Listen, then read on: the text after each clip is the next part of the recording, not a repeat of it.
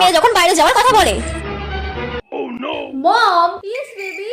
মম, আজকে আমার 12 এর রেজাল্ট বেরিয়েছে, আমি 50% পেয়ে পাস করেছি।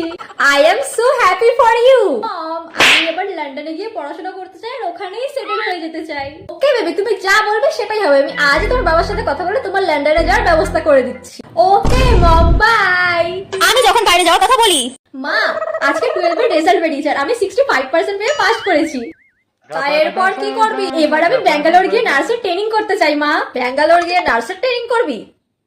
হ্যাঁ, ওখানে আমি হোস্টেলে থাকবো, আর যখন হোস্টেলে কেউ থাকবে না তখন আমি মদ, গাঁজা, সিগারেট সব খাবো, সব। ও মা, ও মা।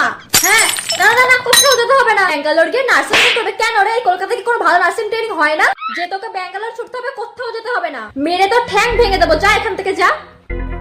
যা বাবা, কি আবার বললাম, টু থ্যাঙ্কস।